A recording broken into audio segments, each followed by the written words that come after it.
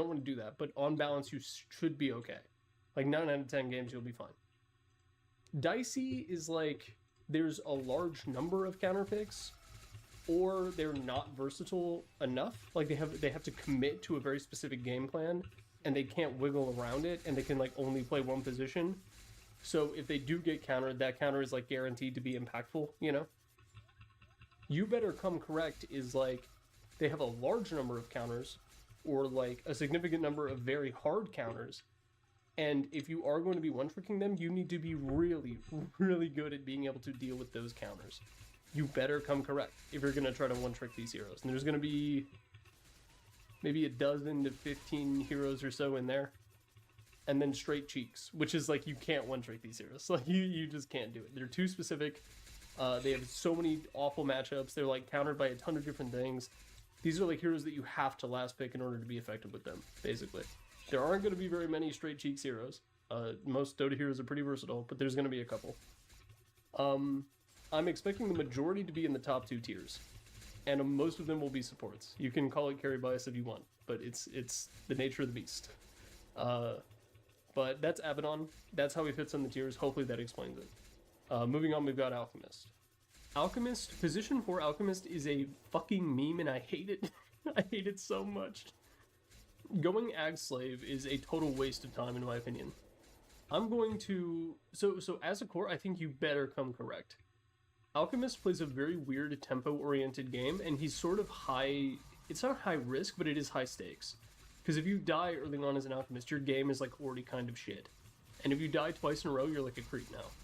So you need to be able to play, and just like Abaddon, there's some anti-heal in the game. AA is actually making eye contact with me while I'm talking about this, and eye contact with you as well. He's gonna go and you better come correct. You have to be a really good Alchemist player. Is he maybe in Dicey? Because there isn't that much anti-heal, but his macro game and like sort of game plan as a tempo carry is like kind of weird. We're gonna put him in Dicey, actually. Ancient Apparition. First pick, no fear, I think. He's not quite... There's going to be a considerable amount of heroes up here, by the way, even though it's the top tier. You're always going to be useful with AA. Even if you're not up against the Huskars and the Abbas of the world, you're still going to have a really big impact. You don't need to be playing against a Necrophos in order for your ultimate to do a lot of work, especially once you get the Shard that also turns it into a giant global AoE stun. Like, that's cool. That seems really balanced. You do have to be really good at convincing your team to take Tormentor. It's going to be your biggest skill if you're going to be one-tricking Ancient Apparition. Anti-Mage... He's a little strange. See, he has, similar to Alchemist, he has like a pretty specific game plan that he wants. He wants to sort of play the split-push farm game. And he's not really a tempo core. Back in the day, people used to argue about how Anti-Mage wasn't actually a... like super ultra late game carry. It's just that he can farm so much faster. But his farm speed has like fallen off relative to a lot of other heroes that can also farm way faster. Or just as fast as he can now.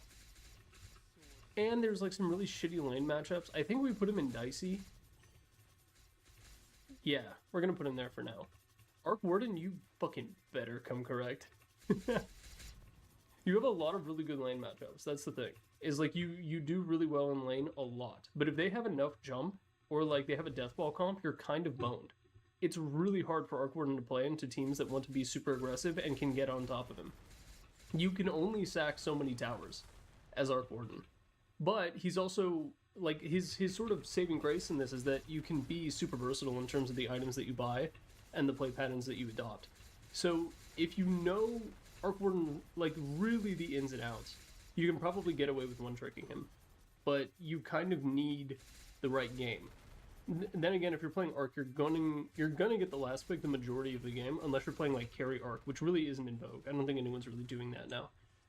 So we'll put him down here. You need to really understand the potential of the hero's item theory in order to, like, play him every single game. And that requires you to be very good at the hero. Axe is... there's so many bad lane matchups for Axe, you know? I think on balance you're fine. He's a position 3 that, like, you blind pick in the second phase without knowing who the carry's going to be, and, like, you're fine. You don't particularly care. Like, ideally, yeah, you're playing against a double melee lane, but you're also really good at jungling, and you can recover really fast from a ban lane if you're up against, like, Drow Lich or something like that, which is pain. There are lanes that Axe really has a hard time with, and there are games where, like, Axe isn't that great. It used to be... I feel like it used to be more dependent on attack speed carries. Like, you really wanted to play against agi heroes. Nowadays, if you see a Sven, it's okay, because, like, you have Blade Mail, right? So even heroes that don't really have attack speed, and then on top of that, you just have an AoE BKB piercing stun. Show me a Dota match where that isn't good. You can't do it. You can't do it. Bane is... Silencer is really gonna put the kibosh on a lot of heroes. I feel like if you have a channeled ultimate, you can't first pick with no fear. Bane is like 90% you're fine. There's a couple of... He is very good at laning. There's just a few matchups that like really feel painful to play into because your mana regen is like shitty. And so you can't spam Brain Sap as much as you need to if you're playing against like a super harassive, like if you're playing against a pos for Leshrac or something like that. You have to just burn Nightmare whenever he uses Edict. There's situations that really suck. And then if they do have a Global Silence or like a Zeus who has Nimbus, like your ultimate sucks. There's games where it's really not good at all. But even then, you're a Bane. You have Nightmare, you have Enfeeble, you have tools. 90% of games you're fine. Batrider. Man, what even is this hero in this patch? He's like a right-click offlaner these days. You don't really see him mid much. I guess, I mean, you can play him mid. I think you're fine. Which seems kind of weird, because Batrider is like a bit of a specialist hero. But his lane matchup spread is like pretty even. He's like the ranged Bristleback in lane, you know? Later on, he becomes something very different, but he's very similar to Bristleback in terms of his play pattern in the lane. And then regardless of what you're playing, you know, you throw out Sticky Napalm a couple times and that feels good. I think he's up here. But if they have an Abba, or they have an LC, or someone who can purge Lasso, it's a total pain in the ass to play him because it's similar to Bane. It's like your ultimate doesn't really do anything. It's just he's weak to global silences or stuns. This guy is weak to dispels. So Beastmaster is probably dicey. There's a few matchups that really suck. Like, you pick Beastmaster and then you're up against Crystal Maiden Clinks or something like that that can just feast upon your Boars and your Hawk, and it's like, well, guess I'm building an Ags this game. It can be really painful in certain matchups, but the vast majority of matchups are really good. It's just there's a few, or like even Mirana, Arrow. There's a lot of like insta-kill creep effects in the game, a lot more than there used to be. Pudge Hook. He's gonna go in dicey, but like you could argue he's 90% you're fine. I wouldn't be that upset at you. Bloodseeker. He's got a couple of weird counters. He also just is shit, but I'm trying not to keep that mentality in mind for this. I think on balance you're fine. He's really only a carry these days, and then he sort of falls prey to a lot of anti-heal, similar to the way that like Alchemist does, but his game plan is like nowhere near as specialized as an Alchemist. So I think in 90% of games it's okay to play Bloodseeker. And you can play him mid. I don't think he's necessarily good. A long time ago he was a mid. These days not so much. These days he's a nothing. But Valve will mess up and buff Ags next patch and he'll return to his former glory. Bounty Hunter. Anti-invis stuff. Melee pause 4. That kind of is a shitty thing to be inherently because you're going to have a melee pause 3 in 9% of your games. He's a little versatile though. Mid bounty is a thing, and I think it's like low-key kind of legit. It's like a really weird tempo game that you can play, but I think people focus on the right-click side of the hero too much when he can deal just a ridiculous amount of like damage with Shuriken constantly while stealing gold and doing a bunch of other bullshit, and the vision game. I think he's dicey just because he is a melee pause 4, and that's like a shitty thing to be, and you're really vulnerable because of your invisibility. Like, you have no natural defensive tools outside of that. If they pop dust, you just die most of the time. Or your team is there and you get a team wipe and you get 4,000 extra gold. Brewmaster is very similar to Axe. His lane matchups are weird though. Because like you don't really, like you can have a shitty lane but you hit 6 and now you're a Brewmaster. You know what I mean? He's one of many heroes in Dota. I've said this a few times in the other tier list. No matter what you do to him, Brewmaster will be a Brewmaster. Even if he has a super shitty lane. As long as he knows how to micro, I guess. I think you're fine. I think you're fine. He's a good hero to one trick, I think, actually. Because he's, like, uncommon enough that, like, he's never going to get pick banned. Like, no one plays this guy. Bristleback is, he's like kind of shit. You need to not be playing against any kind of natural breaks or repositioning, or not reposition, but like forced rotation effects. Lich you can play into, kind of.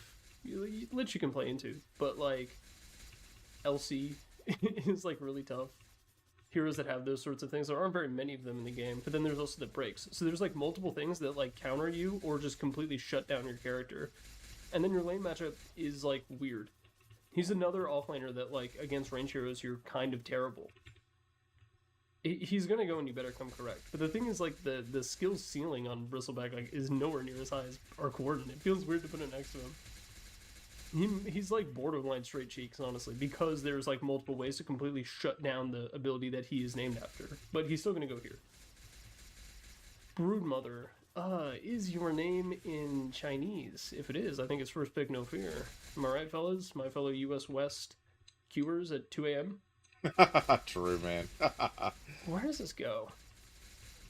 There's a couple mid lane matchups that really shit on Brood. Leshrac I brought up earlier, that's kind of one of them. But then you also shit on the vast majority of them, especially melee laners.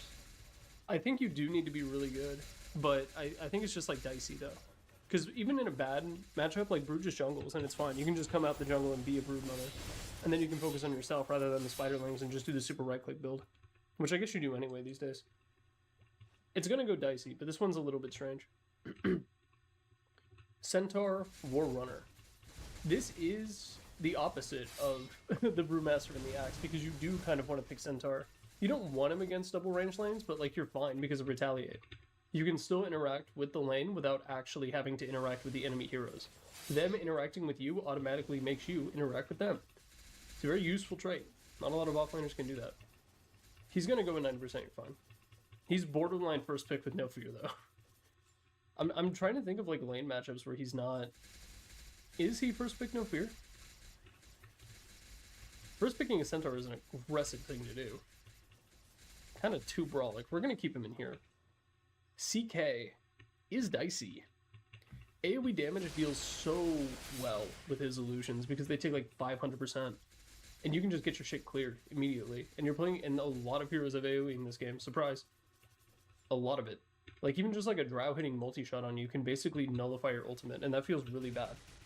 So you have to be able to jump on the drow very quickly. And there's like, you know, he's not a micro hero, but there is some like item theory to him as well. You're not going the same items every single game. And then you also have to be lucky with your W if you go that one facet. So we're gonna put him in dicey. Chen. Chen is first pick no fear, 100%. The enemy team cannot be 100% prepared for whatever you're going to do. First off, because no one really, like, you don't see Chen very often. He's an incredibly uncommon hero. And then, like, oh, they pick a Chen. Like, what do you do? Yes, you can do the same thing that you do against, like, Brewmaster, right? Because they don't count as creep heroes with Holy Persuasion. You can still, like, frostbite them as CM or arrow them as Mirana. But he just goes and gets another one. And, like, what are you going to do about it? And then you have a global healing ultimate that helps pretty much every hero in the game except for Medusa. And, like, a couple of others. I got Medusa on the brain. He's first pick with no fear for sure. Especially if you do that really annoying thing where you just send a creep to the mid lane and just cast spells and the enemy pause too. Without sapping XP. Klinx is 90% you're fine? I think? I'm gonna say yes.